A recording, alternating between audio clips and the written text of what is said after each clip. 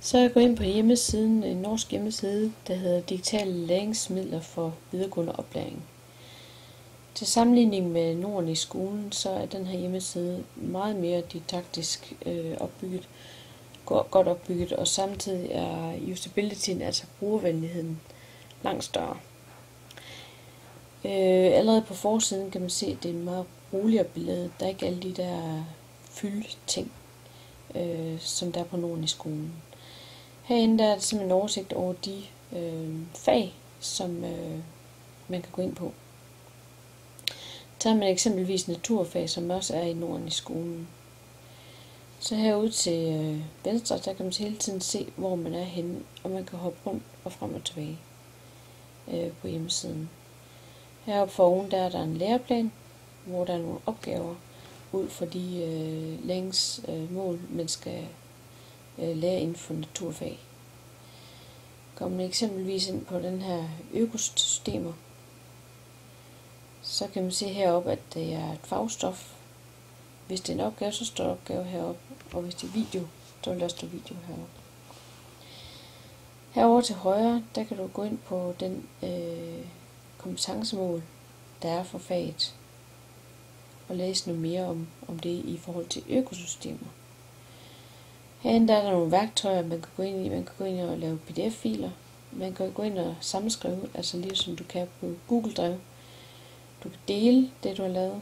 Og der er Tree of Life, det er netop til naturfag, hvor man kan gå ind og se de forskellige dyr og læse om de forskellige dyr. Der er nogle digitale kompetencer. Det er, hvor du kan gå ned og være mere fagorienteret i digitale ting. Der er nogle forskellige ting. Dokumentationsopdeling. Der er It's Learning, som vi jo også bruger i Aalborg. Og der er nogle andre links her. Herinde der er så min læring. Der kan du lægge noter ind til dig selv. Man kan lægge det ind som favorit. Man kan lægge det ind som påmeldelse i en kalender.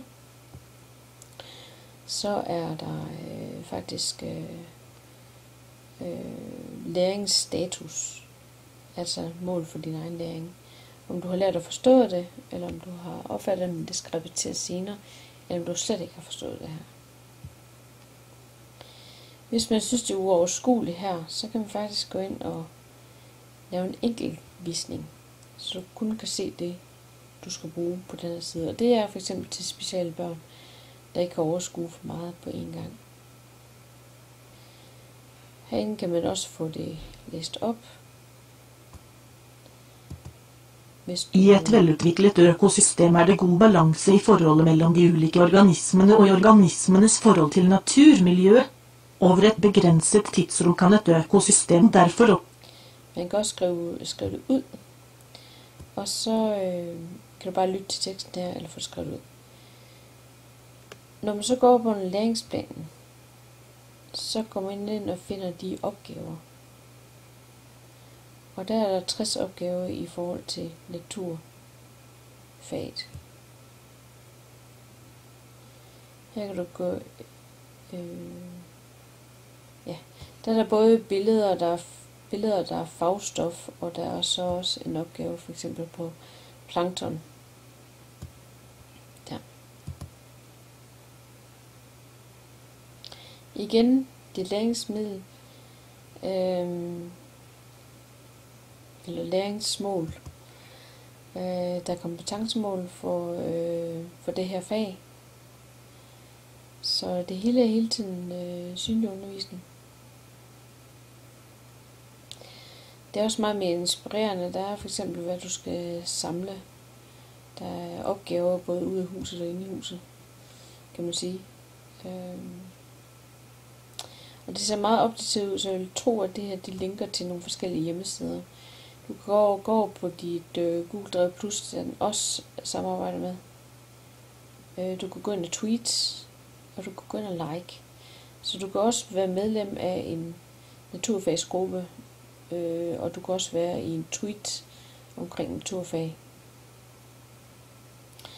Går vi så for eksempel over og ser på der.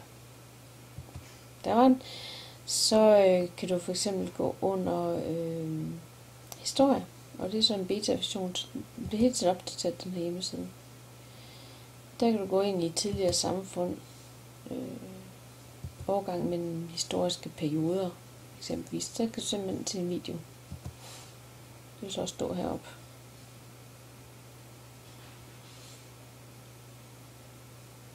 Steinalderen begynner rett etter siste istid for 12.000 år siden. Så den her opgave, den lægger faktisk meget op til, at det er flipped classroom.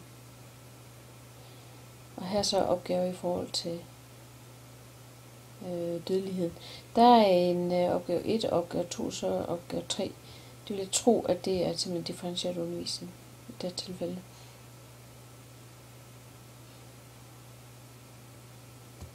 Igen, hvis man går op på er egentlig spændende nok ved, at her er der inde i konteksten, hvilke kompetencemål du skal have. Herinde i værktøj, der er der ikke så mange, som der var over i naturfag, fordi der er åbenbart nogle hjemmesider direkte, der omhandler naturfag. Men igen, din egen læring kan du gå ind og få målt, og selv måle.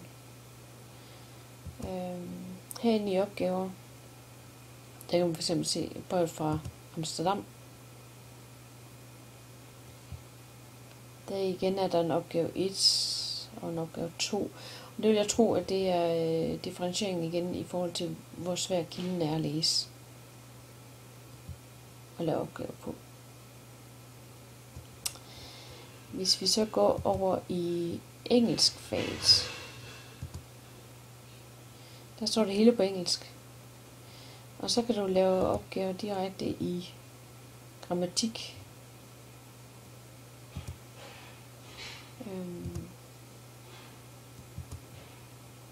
Ja. Her først skal du se, hvordan engelsk er i hele verden. Og så kan du se det curriculum, altså læringsmålene. Og herinde i den, der hedder Getting to Know You, der kan du både få det oplæst, og så kan du lave opgaver. Eller så er der opgaver herinde til at lave. Her er der inde i værktøjer, der er simpelthen bare en ordbog. Ja, og igen har du din læringsmål. Og herover er der så læringsmål for det her, eller ja, for det her modul. Så rigtig god opbygget hjemmeside, stille og roligt, der er ikke alt det der fyldstof på, og features, som ikke virker. Jeg er endnu ikke løbet ind i en breakdown. Så, og de seneste opdateringer, det er faktisk allerede fra i år, altså i 2016. Så man kan allerede der se, at den her hjemmeside den er meget mere aktiv. Ja, god hjemmeside. Det var det.